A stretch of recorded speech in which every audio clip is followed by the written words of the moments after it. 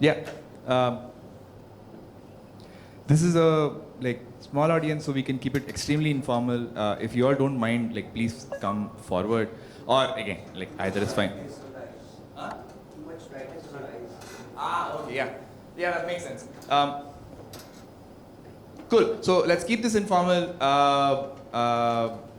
I would very much like to have a conversation in this talk instead of just me trying to share information one way. I'm Rahul. I'm the CEO of the FOSS Foundation. Just very briefly about FOSS United. There's a couple of people from FOSS United, but are you all aware about FOSS United already? Okay. So there's just 4 things that I'd like you all to take away about FOSS United. We are a community of open source enthusiasts ourselves. We are organizing Pune FOSS, the 3rd edition in April. We organize an annual conference in Bangalore called India FOSS 2025 later in September. We've given grants to open source projects out of India to be able to ensure that we're supporting the Indian open source ecosystem. People here familiar with Jupyter notebooks? Zasper is an alternative to Jupyter notebooks, which is 4 times faster and 20% of the memory footprint. Built by an Indian out of India. So he rewrote the backend kernel components and the kernel execution components in Go to be much faster and also much more memory light. People here use VPN services. Rethink DNS is a FOSS VPN app out of India. VPN plus a lot more. It's a VPN plus a firewall plus a lot. And that's being built out of Coimbatore, and Zasper is being built out of Hyderabad. So we're trying to support financially open source projects that are coming out of India. That is FOSS United in 4 things to remember about FOSS United. Please go check us out to see more. So first, what is tech policy? Can someone give me some examples of what tech policy is in the first place? Any one example of what even a government policy is that could be related to tech? No wrong answers here in this room. The Digital Personal Data Protection Act recently went into force, and there's a draft rules for it. So that is tech policy because it's dealing with the digital personal data that we have, not sort of physical personal data that we have, right? And it is directly impacting the tech that the ecosystem is building in India. I don't know if people here have read these things called the guidelines for, the Digital Personal Data Protection Act is one example of what a tech policy is. Like those, there's a lot of other acts and bills that the government puts out, which are all talking about what is tech policy, how is the government trying to regulate tech policy. A more important question, why should the government of India do anything about open source? Why? Any thoughts? Should the government do anything about open source? So the government should use open source for more security, or the government should push for more security in open source? What do you mean?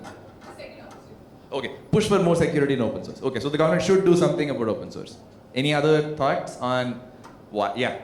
Obviously, the democracy, our government cares about its independence and allowing the citizens to retain that. So in open source, you retain your own code, right?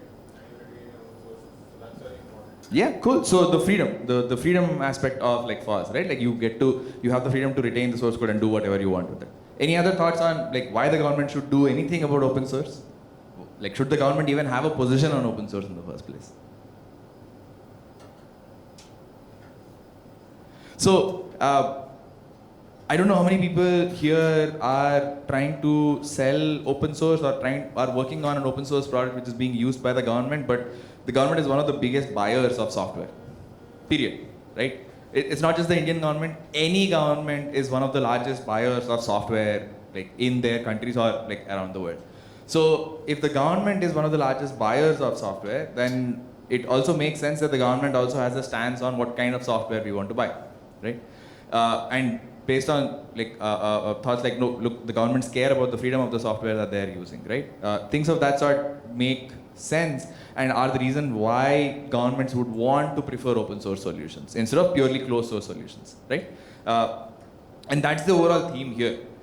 Government should care about open source because it's more about strategic autonomy, and you also get all the other benefits like it's lower cost than commercial solutions, it's lower duplication of effort than commercial solutions, because again, one ERP system within one ministry could be used by all the other ministries. Like other ministries don't have anything special per se. So digging into that deeper, like I want to talk about two policies, one which is an act which has been accepted by the government, and another which is a draft bill that hasn't been like passed through the parliament yet. And how many people know that there's already policy on open source adoption in India? Yeah, you all don't count because they're from FOSS United. So in 2014, way back in 2014, the government of India passed the policy on adoption of open source software for the government of India. It very explicitly states that the government is going to prefer open source solutions over closed source alternatives based on the functionality that they need. As and where possible, open source comes first. That is the policy. It's as simple as that. Have people here read a bill? A government bill? Like what? The government passes all these bills, right? Like, oh yeah, like we have the new law bills, we have the new, again, Digital Personal Data Protection Act, we have all the other bills that keep coming up. Has anyone read a bill before? Let's do it right now. This is basically what it looks like. It's about 8 pages long, and that's all there is.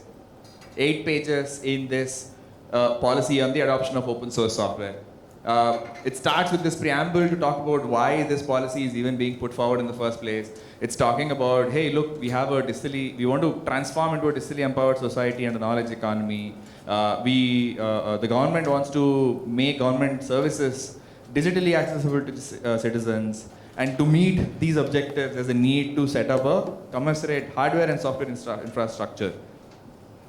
And going into the actual objectives of the policy, the government says, the policy says, hey, look, we're going to provide a policy framework for rapid and effective adoption of open source software. We're going the second objective is to ensure strategic control in e-governance applications and systems from a long-term perspective. So this again, similar to the freedom angle, it's also the strategic angle. Because the government should not have to rely on a third-party vendor, a commercial service provider who could just go kaput tomorrow and then like you don't know who to trust for your software solutions anymore, right? And the third and equally important thing is to reduce the total cost of ownership of projects. Can someone tell me what the total cost of ownership would look like? How would you calculate that cost? Any guesses? Again, any guesses on what the total cost of ownership of a software project would be? Support, installation. Yeah. So support, installation, maintenance, infra. It's also the development itself. Like in case you're creating something completely new, so that's also under total cost of ownership. You want new features, you want new functionality, all of those things. Additionally, I'm sorry. Specifications, yeah, getting spec discussions to happen and like actually converting those spec into actual software. All of those things in total cost of ownership, right? Not just that, but you also want to somehow try and build into total cost of ownership how much you're giving back to the ecosystem. Because the government specifically wants to calculate, you know what, total cost of ownership isn't just the dollar amount that we pay to it, it's also whether we are paying in dollars to a Western vendor, a vendor outside of India, or we're paying to an Indian vendor, and the money stays in the economy. It's also a question of, am I supporting an MNC out of India, or am I supporting someone much more locally in my state, in my city, who's like a smaller player, but they're providing services in some of these things. All of those things actually come under the total cost of ownership, which the government defines in this way. Why is that important? Why are things like, oh, we don't want the government, like we don't want this money flowing out, or we don't want this money going out of the state, or we want to support smaller players. Why should that even be taken into account in total cost of ownership? To help the local economy, right? It's basically as that. And not just the help the local economy, you want to, like one of the things that they previously said was, you want to move into being a knowledge economy, not a services economy, right? And for that, you fundamentally need to upskill. And if you want to do any sort of upskilling, you need to be able to ensure that you are providing services and you're able to give work to people locally, and they have ways in which they can be upskilled. But there's a couple of things in the policy that I'm going to now focus on, which I don't think went well. 2014 is when things were introduced. We are now a decade plus later. I don't know how many of you feel like the government uses open source very heavily. I don't. There's a lot more avenues for the government to be using open source software, but again, like we're falling extremely short. And one of the reasons why is this exception. So the government built in an exception, an escape hatch into the policy where they said the government will endeavor to adopt open source applications and systems built by government organizations. However, in certain specialized domains where open source solutions don't meet essential requirements, or if there's like an urgent and strategic need to deploy commercial software solutions, which is what CSS is, or there's a lack of expertise in the identified technologies, etc., the government is going to make exceptions. These are very broad exceptions. And it's very easy for governments and government ministries to say, no, we can't go with open source for this particular project because, oh, it's urgent or it's strategic, or because like we didn't find anyone who provides some of these services, etc. And this exception is one of the like main reasons why, again, we don't have as much open source adoption. Should there be an exception in the first place? Perfect, yeah, right? It makes sense to have an exception. I'm not going to say that the government should completely say, no commercial software whatsoever. It has to only be open source. Even if it is just absolute, like riddled with bugs, you still have to pick it. That of course doesn't make sense. But you need a lot more nuance and also need a lot more buy-in from within the government to ensure that things like this aren't abused. And a couple of things in the implementation mechanisms, right? So the government of India shall establish suitable support mechanisms for the available open source software, including institutional mechanisms, partnership with industry, academia, and open source community. Do people here know of any examples where the government supported open source directly? There was a project in IT Madras where they gave a standard open source project to build ROS. This is a fork and they put in some malware in it basically, and they will claim that it's India's own operating system. Yeah, so again, didn't directly help the open source community. Any examples that people know of where the government, they very clearly said the government shall establish suitable support mechanisms for the available open source software, right? And again, through institutional mechanisms, partnerships with industry, academia, and open source community. Does the FOSS projects qualify for this? Yes, great example. So the FOSS project out of IIT Bombay, they created their own open source, and not just that, they also very heavily are involved with other open source projects, right? QGIS and things of that sort came out of India, but they are being supported very heavily by FOSS in terms of ensuring that more adoption happens. But FOSS is an exception, sadly, and not the rule. That was one step in the right direction, but for reasons which aren't obvious to us in any way whatsoever, things didn't go any further than that. One of the other objectives very clearly is the government of India shall actively collaborate with open source communities in India as well as at the international level and contribute wherever appropriate. Anyone remember an event, a FOSS event where the government of India worked with the community? Yeah, very big, very broad definition. Sure. So there again, FOSS has done a lot of FOSS conferences in collaboration with open source communities. Things like SciPy India used to happen earlier, which was funded by the FOSS initiative. Any other examples that people know about where again the government very specifically helped work with open source communities? Was DigiLocker part of it? DigiLocker, we are going to now get into a rabbit hole about whether it is open source or not. I think when the RISC-V International Foundation was created, the NEITY was a part of it, and they did take a significant amount to be one of the founding members. Yeah. But they have been very many.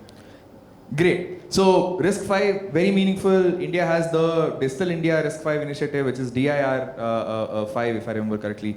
And there again, we got into the ecosystem, but then how actively have we been involved with the community instead of trying to create our own community?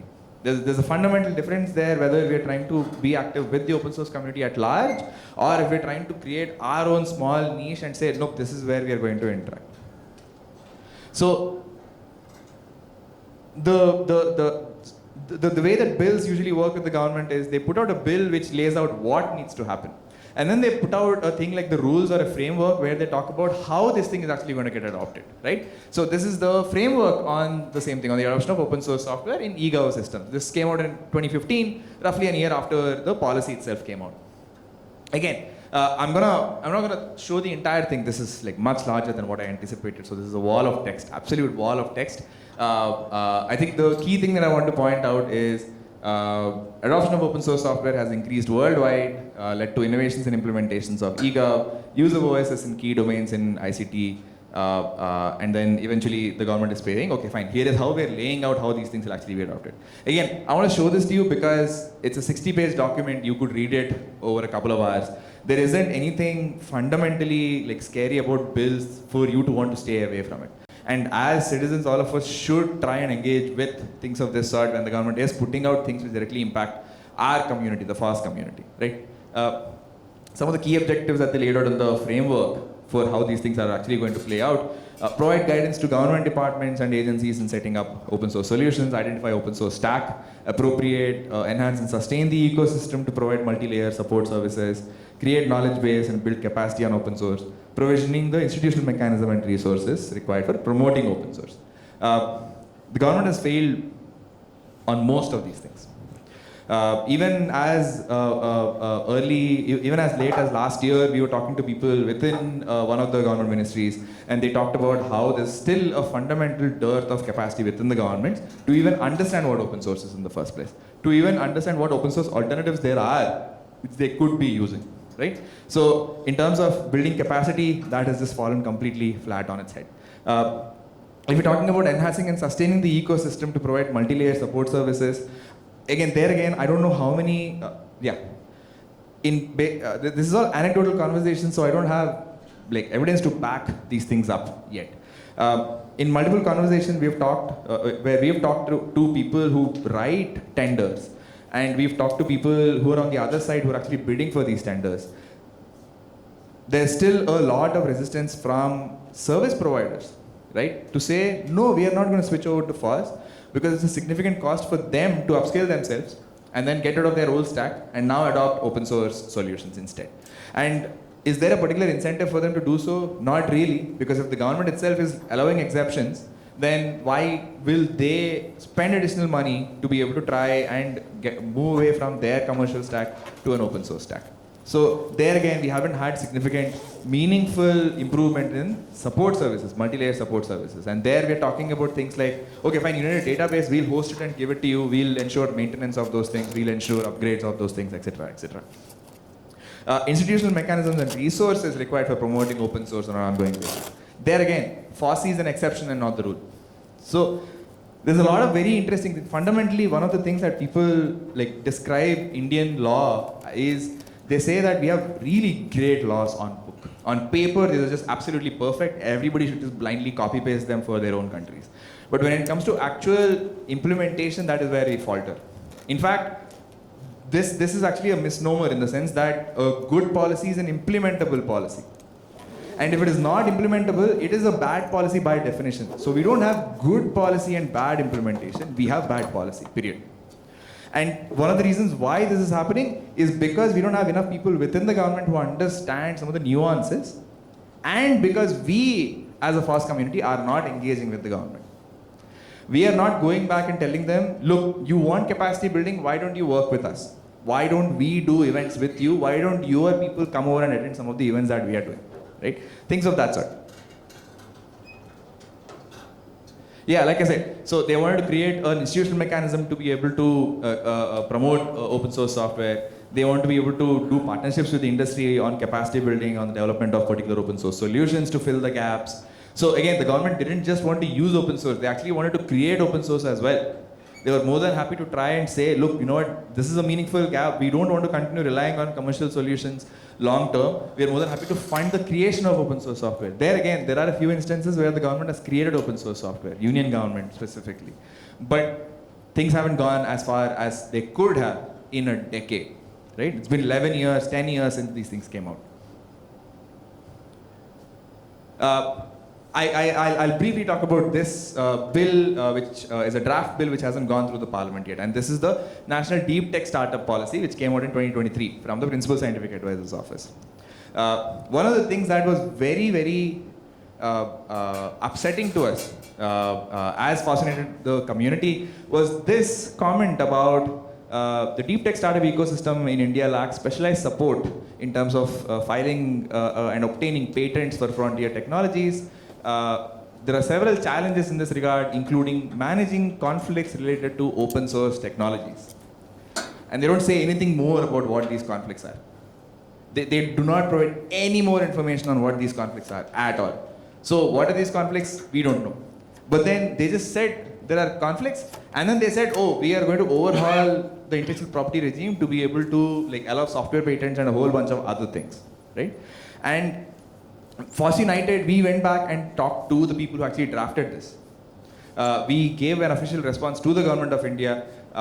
We don't know what has happened after that. There isn't a new version of this bill that has come out after the consultation period where they asked for comments from the public. But things like this, right? Whenever the government or people within the government, or again, anyone, we are not going to assume malice here. Let's not go into this with an intention of, oh no, somebody is maliciously trying to attack the open source community. Let's not go there. We can just say, you know what, okay, fine, let's go from a point of ignorance. They don't know. So as the open source community, it's our responsibility to keep an eye on these things, and then when things do come out which aren't actively promoting open source, or worse, which are directly harming open source, we should try and comment on it. Because as someone who was adjacent to the deep tech ecosystem at my last job, practically all of deep tech is built on open source. Anybody doing anything around the scientific and engineering fields, STEM fields, are going to be using NumPy and SciPy, etc., etc., etc. So them then coming out and saying, oh no, there are weird conflicts and we are going to use this as an excuse to overhaul the intellectual property regime, does not make sense whatsoever. There's a very interesting summary paper called Analysis of FOSS. My slides are available on the proposal that I submitted. You can check it out from the schedule link. This gives a very good overarching summary, and one of the things it mentions right at the end is there's a lack of community participation and awareness in existing policies. Their implementation is scattered across individual departments, and quite often FOSS adoption rests on the individual initiatives of public officials. This is the situation that we're in right now, and this is the situation why the open source community hasn't had any meaningful support from the government, and we haven't been able to grow the community in India, right? For as long as the community doesn't participate, things like this are going to keep happening, and commercial solution providers are going to continue using that exception to ensure that commercial software is what is getting picked up instead of open source software solutions. And this is why we will not have newer service providers who are using open source to be able to provide services. Instead, we will continue having large MNCs who are still pushing their commercial solutions, which are costlier, which have vendor lock-in, and all of these other problems, right? So the final takeaway is this thing called Samaj Sarkar Bazaar. Have people heard of this phrase, Samaj Sarkar Bazaar? So I needed a refresher on this because my native tongue is in Hindi. Samaj is the community, Sarkar is the government, and Bazaar is the market, the free market, right? The Sarkar drives FOSS adoption. The government has the power to drive FOSS adoption because they are the ones who are primarily acquiring software. The Bazaar provides FOSS services. Right? In a free market, we can have a lot of service providers who are all competing to provide open source services. And again, open source services that compete with commercial solutions. In cases where open source isn't the best alternative, sure, okay, fine, go with the commercial solution. Maybe there's better support or whatever. But we still need a free market where you're able to compete in this way meaningfully, and ways to incentivize the free market by saying, yes, we will take open source solutions. But most importantly, the Samaj holds them accountable.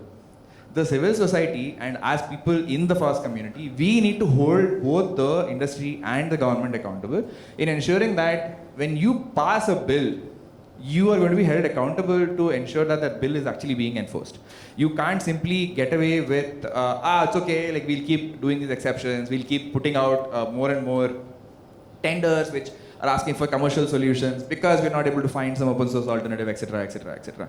And for as long as we don't engage, things will continue being the same way. FOSS United, for its part, we are trying to engage with the government, we are trying to talk to the government when they're putting out new bills, and not just that, we're trying to do more awareness about existing Government of India policy in this way. There's a bunch of additional homework, if any of you are interested. More policies that are directly related to open source adoption or open standard adoption, open API adoption within the government.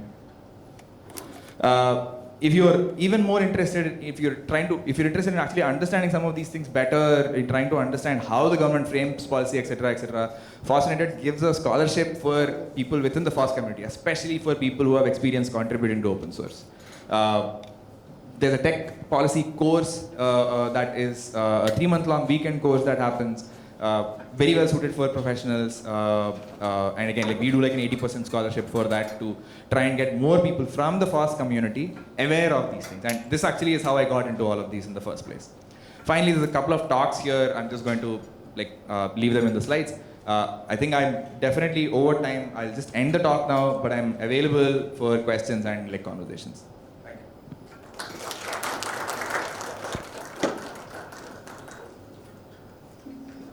Go to the other sessions. I'm gonna continue hanging around. Happy to have any conversation. Yeah. There was some government ministry talk that happened at MBIA summit. They did mention about open source collaboration that they are building from the industries and the community. This is back in October 2024. And also there was a ministry that was representing the government, and there was a guy who was part of that whole initiative that is put by the government. I'm not sure what to say. But the proposal you have submitted, probably I'm not sure if that means right now your process you didn't have to reach, but if that's something you can probably get linked with that and then reach out again. Yeah, no, so I'm not sure what policy you're talking about. It'll be good if you can throw it at us and we'll try and take a look at it. There's two fundamental things that I do want to point out though. Again, I'm not attributing malice here, I'm just attributing ignorance here. There's a lot of open washing that happens. There's an absolute ton of open washing that happens in the community. Open washing, if you don't know, is people basically saying it is open source when it is not actually open source, right? Source code isn't available, it's under a restrictive license, etc., etc. So there have been a lot of instances of, again, them ignorantly saying, oh, this is all open, we're going to accept open source solutions, etc., but then not really actually following up with it. But no, we'd love to check this thing out and then see if there's anything we could do on it. Because, yeah, please do. Yeah, please do. Any other thoughts or comments, questions, anything? Yeah. You talked about the exception, right? So now that peace exists in the policy, I assume it's going to be very difficult to actually go ahead and change it. So the beautiful thing is, it falls down to the framework. When you have broad definitions in the bill, the framework actually then decides how this thing is actually going to be implemented. And the framework hasn't been defined in 11 years. Right? This is one of the other things that was pointed out in this analysis, right, by Upper in his summary paper. This paper, he talks about the fact that there's a fundamental need to refine that framework now because it's been 11 years. The ecosystem as a whole has gone much further. The open source community is now much better and people who are providing services are now much further along. So if that framework isn't being refined, then that exception will continue being exploited. But if the framework now is much more clearer about what you can and can't use as an exception, we're in a better place. But in the current state, now that the exception exists, and so the summary of the bill says that FOSS needs to be preferred whenever possible, considering all things are equal. So if you have two alternatives, the FOSS or proprietary software, if both of them turn out to be equal, then you prefer FOSS. But because there is so much lobbying happening by Microsoft, Oracle, and the Big Four, they are going to, they are basically going to brainwash the government people that, no, this is going to be better, you are going to spend so much when you adopt FOSS. So how do we prevent that lobbying and how do we go ahead and We can't prevent the lobbying, we need to lobby ourselves. So this again is one of the things where as a community we need to have a huge war chest of articles that we can point to be able to say, you want to go with that commercial solution, go with this instead. And actual meaningful numbers in terms of that is the total cost of ownership of that commercial thing and here is the total cost of ownership of this commercial thing. But then where do we fit? So the government has a project, it is going to give it to a consultant, Deloitte. It needs to put out a tender. So that is exactly where we fit in. Like whenever the government is putting out a tender, we need to try and ensure that the tender isn't being unnecessarily specific and thereby only going to work for one commercial solution, right? This is fairly notorious in the government ecosystem where tenders are very specifically drafted for only one participant. Like even if like other people do try and apply for it, they are never going to qualify for it because they just don't have any chance whatsoever because of how very specifically worded the tender itself is. So if we're able to interject at the tender, then we can try and push back saying, no, look, this is definitely not acceptable. Because only in the actual day-to-day implementation will we be able to drive better adoption. And then if we have enough of this, we can actually try and get like a new version of the bill passed or better framework, redefinition of the framework. Because if this doesn't happen, I don't think that is going to happen. Getting that to happen needs much more political will and a lot more examples as well. And we can't get there unless we have a lot more examples over here in terms of actual tenders. Yeah, so you discussed Anand Sarkar and Ballard, and you also discussed total cost of ownership. So what I've seen in most government associated projects is that they focus on building their own thing, community or software or anything. So how can we get the government to start funding commits and funding initiatives, maintainers directly instead of trying to create their own entire? Very tricky thing to do. This is a very personal comment and not a general comment. The government itself should not directly be funding open source.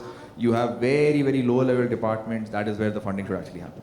Like what I mean by that is there is some project happening at some of the government institutions, let's say an academic institution.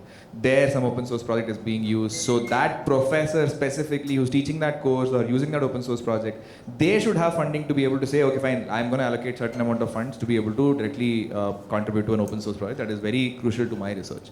Not happening at a ministry or a government of India level, right? Because they don't have enough visibility about where the money will actually have an impact. People down here, they have a very, very clear visibility.